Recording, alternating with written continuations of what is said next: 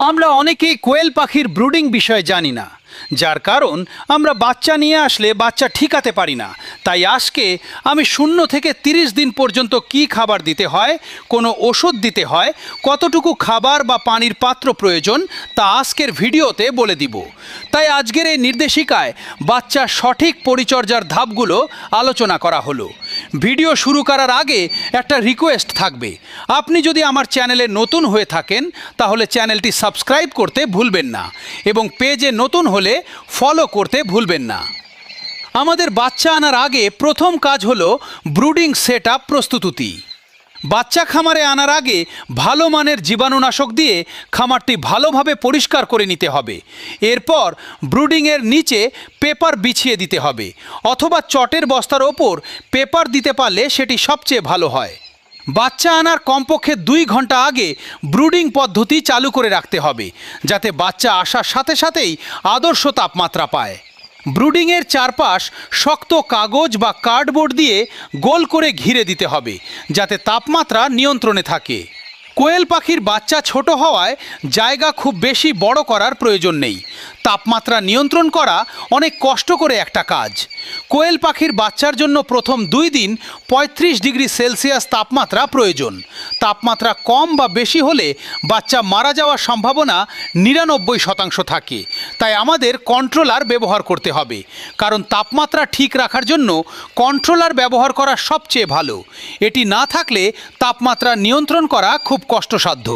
35 degree তাপমাত্রার জন্য 100 ওয়াটের 4টি বাল্ব অথবা 200 ওয়াটের 2টি বাল্ব ব্যবহার করা যেতে পারে।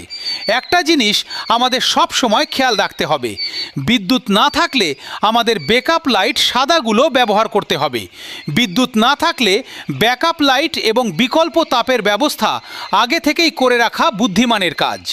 তাপের জন্য আমাদের হারিকেন ব্যবহার করতে হবে। এরপর আমাদের বাচ্চা আনার পালা। নিজের খামারে বাচ্চা ফুটলে এক বিষয়, কিন্তু বাইরে থেকে বাচ্চা আনার সময় অনেক সচেতন থাকতে হবে।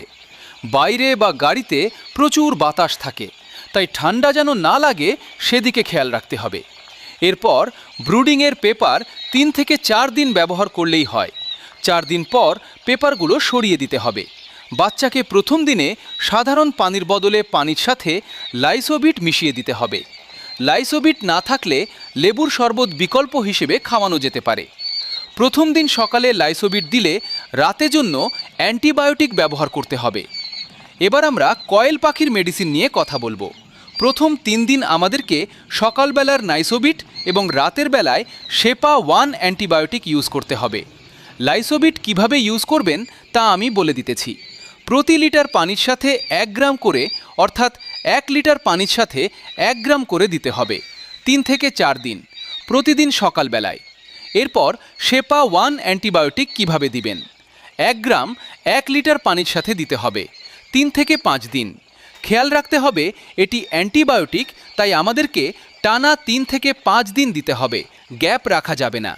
শেপা 1 প্রতিদিন রাতে দিতে হবে, অর্থাৎ আমি আপনাদেরকে প্রথম 5 দিনের মেডিসিন রেডি করে দিলাম। এরপর আমরা খাবারের দিকে চলে যাই। খাবার আমাদেরকে বয়লার স্ট্যাটাস খাওয়াতে হবে।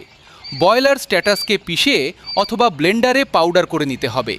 পাখির পরিমাণ অনুযায়ী কিছুক্ষণ পর পর খাবার দিতে হবে প্রথম 5 দিন, অর্থাৎ পাখি ছোট থাকার কারণে তারা কিছুক্ষণ পরপর খাবার খেতে চায়।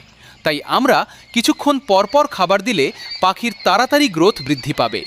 প্রথম থেকে এই পর্যন্ত আমি যা কিছু বলছি 5 দিনের জন্য, তা আপনি যদি নিয়মকানুন মেনে চলেন তাহলে 5 দিন পর্যন্ত আপনার পাখি সুস্থ থাকবে ইনশাআল্লাহ। 6 দিন থেকে 30 দিন পর্যন্ত কি কি মেডিসিন, কিভাবে যত্ন নিতে হবে, কি খাবার দিতে হবে এবং কি ভ্যাকসিন দিতে, তা পরের ভিডিওতে বলে দেওয়া হবে।